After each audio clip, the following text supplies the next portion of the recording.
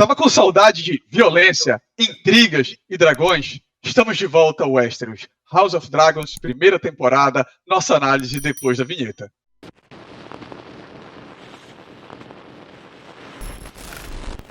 Fala pessoal, seja muito bem-vindo a mais um programa dos Perdidos no Tempo. E aqui nesse ano especial, mágico para fantasia medieval, que tem Anéis de Poder, a gente também teve quase que simultâneo House of Dragons, que vai contar a história de como a poderosa casa Targaryen, que conquistou o Westeros com seus dragões, caiu e se tornou uma casa simples, como a gente conhece ali no Game of Thrones, uma casa que foi derrubada, inclusive, pela junção de outras, né? O que aconteceu com os dragões? Por que eles ficaram pequenos? O que aconteceu foi uma guerra civil, briga entre Targaryens, ou famíliazinha complicada, né? Cheia de intrigas, querendo dar golpes para assumir poder. Parece tantas outras, mas a gente está em Westeros.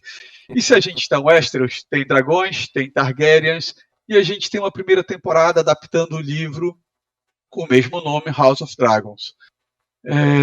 Cara, eu gostei. A expectativa era alta e eu acho que correspondeu. Não é a melhor temporada, vem naquele ritmo mais lento, até como a gente estava conversando aqui antes, né, parece um grande prelúdio, só que ele funciona. Para mim, eu compro a ideia e estou ansioso para a segunda temporada, para que venha muito mais mortes, principalmente de dragões.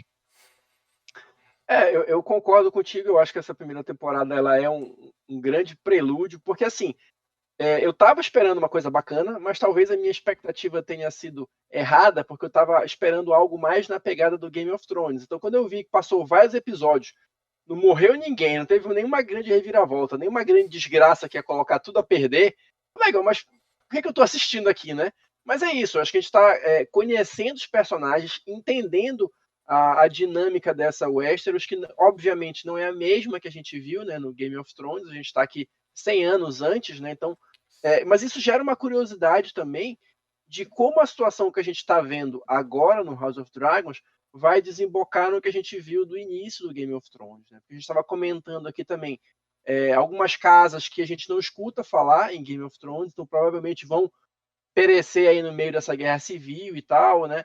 Então eu acho que cria uma expectativa interessante e espero que a próxima temporada já seja um negócio mais assim power, né? Pelo menos pelo que se desenhou nessa primeira, eu acho que a segunda vai ser muito mais violência, né? E sangue e fogo, né? Eu também achei. Assim, eu não tava com muita expectativa, mas achei, porra, acho que umas séries mais tensas que eu já vi nos últimos tempos é essa House of Dragon, cara. Todo episódio você acha que vai.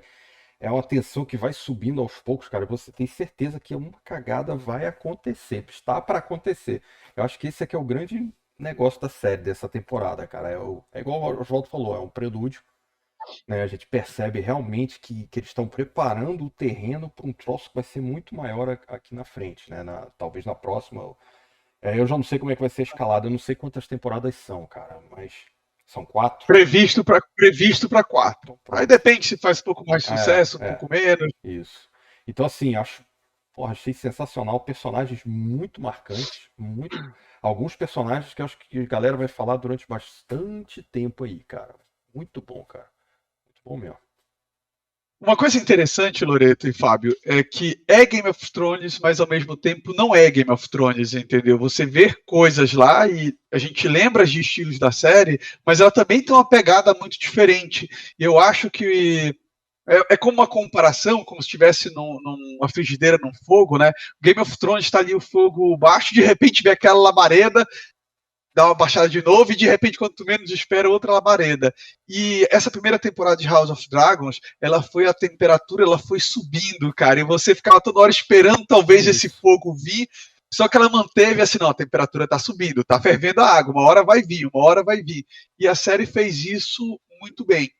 Outra coisa que eu gostei da série é não são, como não tem as grandes casas, as intrigas, não fica mudando intriga no norte, no sul, vem uma outra família, vem um outro núcleo em outro continente, não são histórias paralelas de intrigas que acabam se conectando, é muito mais fechado, reduzido, e a relação da Rhaenyra com a Alicent talvez traduza muito isso, entendeu? Como às vezes parece casos de família.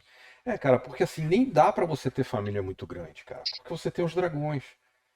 Não tem como você ter grandes famílias igual tem no GOT. No GOT você já não tem os dragões, então fica tudo meio que, né, eles meio que se equiparam ali, né? Uma tem mais dinheiro, a outra tem mais terreno, uma tem não sei o que e tal, mas ninguém tem dragão, então o troço fica nivelado por baixo, vamos falar assim, né? Aquela nivelada.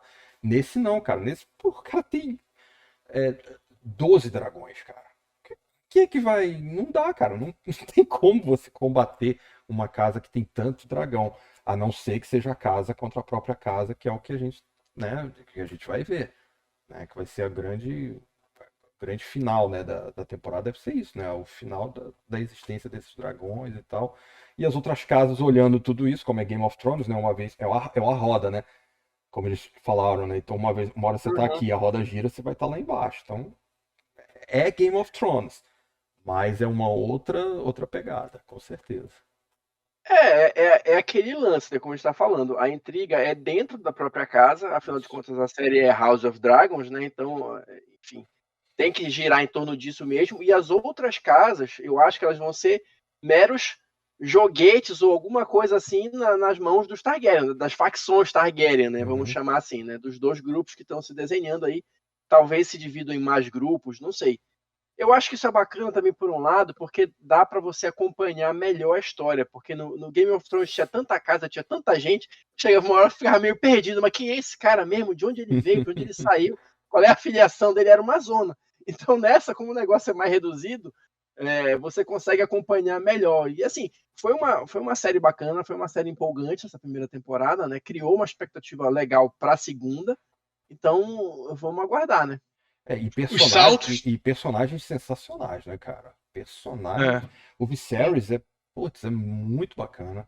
O rei, muito legal, cara. É um rei que não existe, né, cara? Não, é impossível, só na fantasia mesmo, um rei daquele ali, né?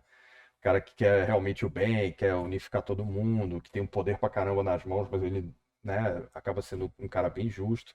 Só é meio cego pra algumas questões, né? Mas para as outras ele é bem justo, né, cara? E o irmão dele, né, o Daemon, né, que para mim é o personagem mais bacana da série, aquele ali daria um rei bem interessante, eu acho, cara. Acho que seria um rei bem legal. Mas enfim, Jota, tu tava falando de... É que a série também ela tem a questão de uma passagem de tempo que é interessante, né? Ela tem mais ou menos 3 fases e ela também consegue executar isso. E acho que os atores acabam segurando. Essa mudança ali, você não sente nada de estoar. Também vem nessa evolução, a passagem de tempo é legal. E o foco principal, né, Fábio e André, é essa divisão dos Hightowers com os seus descendentes, que é o segundo casamento, com o primeiro casamento ali dos Targaryens. E vai ser os verdes, que são ali os Hightowers, a ala Targaryen dos Hightowers, e os pretos, que são o dos Targaryens da Rhaenyra, né? E do Daemon agora. Então vai ser o tempo todo isso, esse conflito entre essas duas casas. E isso que o Loreto falou também é algo bacana, que é a quantidade de personagens que a gente tem interessante, que isso é bem Game of Thrones, né? Não existe bem e mal, existem pessoas com várias camadas de cinza. O próprio rei que o Loreto falou, ele tem momentos que ele é muito bom, mas tem momentos que ele é muito escroto também, como o negócio com a esposa dele, o que ele faz, e tem momentos de cegueira ali, a própria questão ali, parece que ele é fraco em algumas interpretações, porque ele podia ter bancado e outras ele quer ceder. Eu acho que a própria Alicent e a Rhaenyra, elas traduzem bem isso. São duas personagens bem interpretadas e bem interessantes, e elas ficam flutuando entre um misto de ingenuidade, um misto de bons propósitos, de querer proteger seus filhos, mas também de maquinar e manipular para alcançar o poder. Então elas flutuam bem isso. Principalmente a rainha mais, a Alicent, você percebe claramente isso. Ela é uma boa pessoa? Parece que é. Porém, sempre as ações finais delas sempre tendem pra uma coisa muito escrota, cara. Muito escrota. É. Não, Mas você não consegue aquela. culpar a menina por isso, sacou? Não, consigo sim. Aquela cena Qual? quando depois que o rei morre, que tá todo mundo ali, que eles vão. A minha leitura daquela cena é a seguinte: ela, a rainha, ela queria aquele resultado, né? Mas quando ela chega lá e ela Perfeito. percebe que todo mundo já tinha armado aquele circo e ela não estava sabendo, pô, como é que é isso? É. Aí ela se indigna. Eu fiz a leitura da seguinte forma: é um misto de indignação, porque ela sabe no fundo que aquilo ali tá errado, e por outro lado, como é que vocês fizeram tudo isso e eu não estava sabendo? Porque eu não estava no meio Ela da ficou, história. Porra, ela ficou foi chateada com isso, né? um Hashtag. negócio desse, né? Ela fica meio lá, meio cá, né? Isso. Um personagem bem interessante também é o Christian Cole, né? Que tudo começa na série que parece que vai ser um personagem bom, alguma coisa assim, só que ele fica puto porque ele foi traído, foi magoado. E, meu amigo, o cara depois desembesta pro. É quase que o Montanha do Game of Thrones original, né? Me manda fazer o que for que não tem pudor, não. É pra fazer, eu vou lá e faço de forma bem O escrota. personagem que eu achei muito bacana é o Capitão da Guarda, velho. Aquele senhorzão lá. Ah, cara, tem presença, né? Que cena marcante a dele, cara. Não, ele teve uma Muito. participação pequena nessa temporada, mas eu acho que ele vai ser importante na próxima. Pelo menos na próxima, se não morrer, né? Eu espero, né? Eu espero que sim. Os gêmeos, pessoal, tem 2 gêmeos ali na guarda, né? O Sir Eric, eu sempre esqueço o nome do outro. Sim. Eles também têm que ficar de olho que vão ser personagens interessantes nas próximas temporadas, até porque foi cada um para um lado na sua guarda real. Isso. Sim. E uma outra coisa que também é interessante, ao todo vão ser 17 dragões. Eu vou dar um spoiler aqui pra vocês, vai morrer dragão pra caralho, mas é pra caralho mesmo. Não é à toa que a casa vai quebrar, entendeu? E tem muito dragão ainda que não tem dono. Sim. Ou seja, a gente vai ver personagens que vão, no decorrer das temporadas, vão acabar se tornando Cavaleiros de Dragões, talvez não sendo Targaryens. Então isso é um processo que vai ser interessante também. Mas pode sem ser Targaryen? Cara, não sei, Fábio, como é que vai fazer, mas não tem mais Targaryen pra eles. Não tem mais Targaryen pra eles colocarem. Todo mundo já tem dragão. Tem 17 Targaryens ali. A Alicent, vamos lá. A Alicent, ela vai ter um dragão. Ela não é Targaryen, é Hightower, entendeu? Então, não sei qual é a justificativa que vai se dar para isso. Então, eu acho que no final, se você for um Targaryen, você consegue um domínio maior sobre o dragão. Mas não impede você montar o bicho e saber, sei lá, de alguma forma dominá-lo, sei lá, ter uma parcela de dominação ali e tal. Mas vai ser bacana, cara. Vai ser bacana isso. Até pra equilibrar um pouco as coisas, né? Porque senão, supostamente, fica muito fácil, né? Pra quem tem muito mais dragões. Exatamente. Porque senão, por exemplo, o lado Daemon, cara, vai nadar de braçada, porque ele tem mais dragão. Então eles têm que equilibrar de alguma forma. E esse é o trunfo que ele tá crente que tá na mão, né? Exatamente, que não vai ser tão fácil, sacou? E agora sim, eles já deram algumas. Ele fala, né? Ele fala que eles têm muito mais dragões do que o outro lado. Né? Então, ele faz a conta. Né? Ele faz essa conta. Então, imagino. Ai, uma coisa, cara. Que cena bacana daquela deles iluminando a mesa, né, velho? Do mapa. Sim, é legal. Cara. Sim. Ficou bonito demais aquela tecnologia arcaica ali, né, velho? Cara, aquele é um dos grandes trunfos. E é legal porque a gente vê aquele castelo, né? É o do Stannis Baratheon ali no. Esse nome Segura a Tempestade.